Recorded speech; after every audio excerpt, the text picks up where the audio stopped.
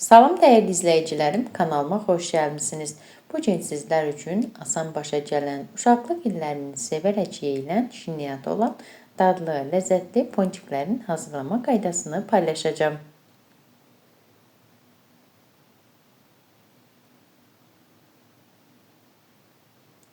Əvvəlcə qabın içərisinə 3 ədəd yumurta, 200 ml stəkanla 1 stəkan şəkər tozu, 1 ədəd vanilin,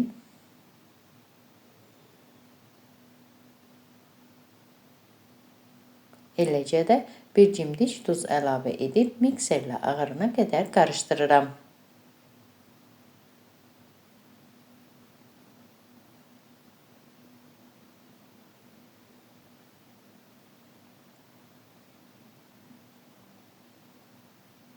Ərzaqların miqdarını yenə də videonun alt bölümündə qeyd edəcəyim.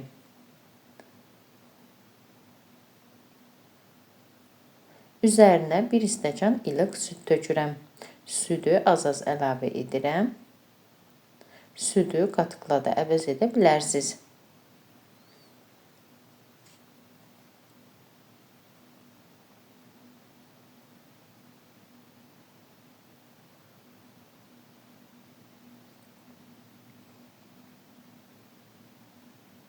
Bir ədəd limonun qabığını rəndədən keçirirəm. Mövsümə uyğun olaraq mandarin, apelsin qabığından da istifadə etmək olar. Və yarım limonun suyunu sıxıram. Sonda isə üzərinə unu əlavə edirəm. 1 stəkan un və 1 ədəd qabartma tozunu tökdüm və mikserin asta xodunda qarışdırdım.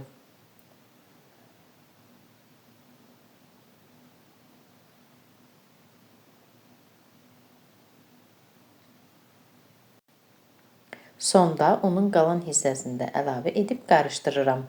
Bu xəmir üçün 200 ml stəkanla 2 stəkan undan istifadə etdim.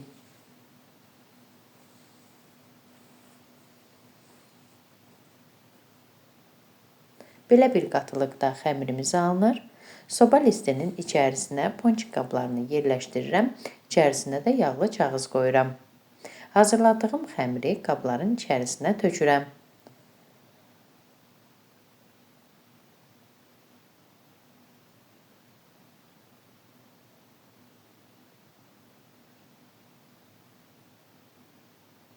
Xəmiri biraz tökdükdən sonra üzərinə qoz ləpəsi əlavə edirəm. Kişmişdə, damla şokoladda tökmək olar.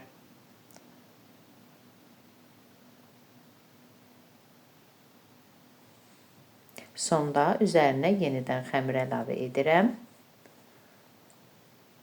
Və ponçikləri əvvəlcədən qızdırılmış 170 dərəcəlik sobada alt-üst rejimdə bişirirəm.